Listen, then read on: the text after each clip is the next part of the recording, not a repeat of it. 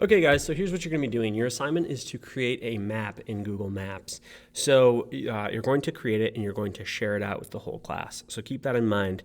Don't do anything super personal or anything like that, but it's up to you on what you want to share. If you want to do one of your favorite college football teams, or if you want to do one of places you'd like to visit but you've never been to, things like that, that's totally fine. So for example, we will go here and I'm going to create a map. The map that I'm going to create for you is places I want to visit. So I think it's really easy, places I want to visit. You can write a description. So I'm going to write, these are the places I want to visit before I die. So it's kind of like almost like a bucket list sort of list. These are places that I would think would be super, super cool to go and visit. So one is the Brandenburg Gate in Germany. Brandenburg Gate. It's in Pariser Plaza, apparently. So I'm going to add that to my list. So it brings up the Brandenburg Gate, which is in Berlin, in Germany. And I'm going to go ahead and click Add to Map. And so what this does is it adds it to my map. So no matter how far I zoom out, I'll be able to see it. I also get to see the Google reviews. It's 4.7. You can change the style and the color of things to make the pins different colors if you want to color coordinate them. You can add an image or a picture if you want to. You can have directions, which is useless, and you can delete. So anyways, there it is. I pinned it, and I can label this as well. Places I want to visit.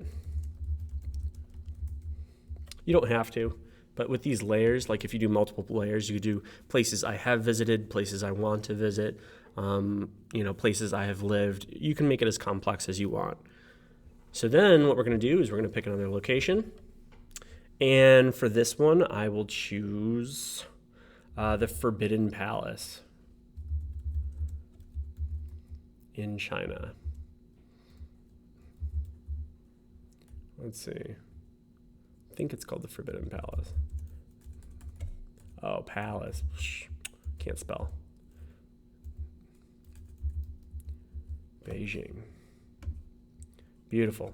So the Forbidden Palace, I can go ahead and add that to my map as well. That'd be pretty cool to visit. Let's see the Eiffel Tower. I'm going to add that. I would also love to see the pyramids in Giza, Egypt. Let's see.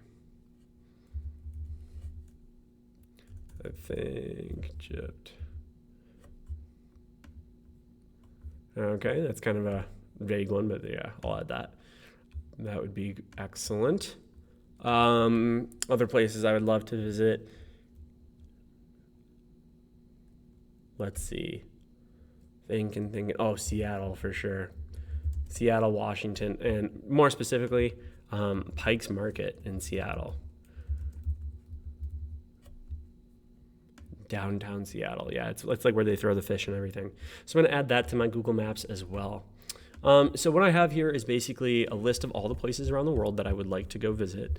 And I'm expecting you guys to create at least a couple for this particular assignment. And so you can see around the world, I have one in China, I have one in the US, one in Germany, one in France, one in Egypt. And you are going to have, 5, but I would say, 10 is not unreasonable. You're going to pick out 10 different places, and they can be whatever you want, kind of like I said before. It's just we're really learning how to use this tool, My Maps. And so one of the fun things you can do is you can draw lines. You can add places, select items, but drawing lines. So for instance, if you wanted to add a line to see how far it's going to be from Seattle, Washington to France, it's pretty far, right? And so you could talk about your trip, and then you can go ahead up to this measure tool, and you can measure the exact distance, which is around 5,000 miles.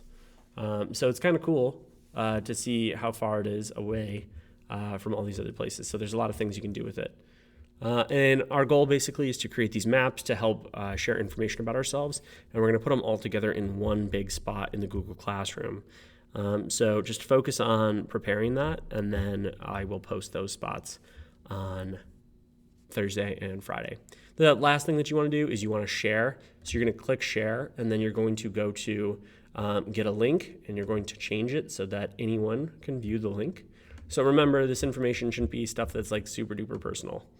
So anyone with the link, and then you copy the link, and then you'll be able to go to the Google Classroom and paste it. Does that make sense? So if you have any questions, let me know, but that is our plan for this assignment.